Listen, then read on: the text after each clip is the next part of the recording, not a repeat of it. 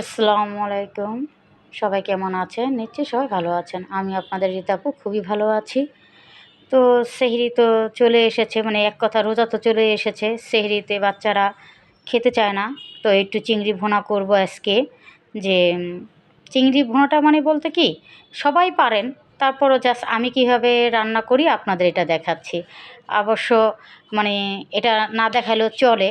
সবাই কম বেশি হালকা পাতলা করে মশলা দিলেও চিংড়ি ভুনা মজা লাগে। চিংড়ি জিনিসটা এরকম একটা জিনিস, আপনি যদি একটা শর্টকাটও রান্না করেন খুবই টেস্টি। আমি একেবারে হালকা ভেজে নিয়েছি দেখেন, একেবারে হালকা। কেন হালকা ভেজেছি? যে গাঢ় করে ভাজলে, গাঢ় মানে বলতে যে বেশি কড়া করে ভাজলে, কড়া করে ভাজলে চিংড়ি মাছ কিন্তু শক্ত হয়ে যায়। এজন্য আপনারা হালকা করে ভেজে নেবেন।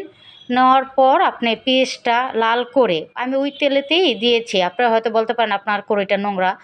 আমি ওই যে যেটাতে চিংড়ি মাছটা ভেজেছি সেই কড়াইতেই পেঁয়াজটা ছেড়ে দিয়েছি। কারণ আপনি এই তেলটা দিয়ে অন্য কোনো তরকারি রান্না করতে পারবেন না। কারণ চিংড়ি মাছের ঘ্রাণটা একটু অন্যরকম, জিনিসটা ভালোও লাগবে না। অবশ্য চিংড়ি মাছের তেল দিয়েই চিংড়ি মাছটা রান্না করাটাই আমি মনে করি ভালো। যাই হোক, পেস্টটা আমার লাল হয়ে গেছে। এখানে আমার মরিচের গুঁড়া, হলুদের গুঁড়া, আদা, রসুন, জিরে, ধনিয়া বাটা, জিরা বাটা সব একসাথে আমি দিয়ে দিয়েছি।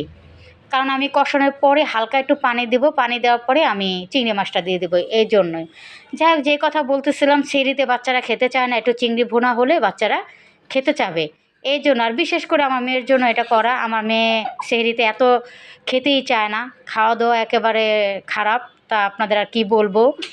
যাই হোক, তো আমি ওর জন্যই এটা করা। আমাদের জন্য অন্য রান্না করেছি, সেটা আপনাদের দেখাবো। আমি জিরা গুঁড়া দিয়ে দিলাম। জিরা গুঁড়োটা দিলে কি হয় জানেন, এত সুন্দর ঘ্রাণ হয়, আর খেতেও অনেক মজা।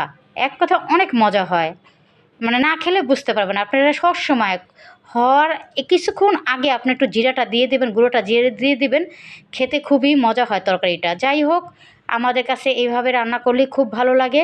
করে খাবেন, আমার মনে হয় করে খেলে সবার হাতের রান্নাই সুন্দর, সবার হাতের রান্নাই মজা। আলহামদুলিল্লাহ, ভালো থাকবেন। আল্লাহ হাফেজ।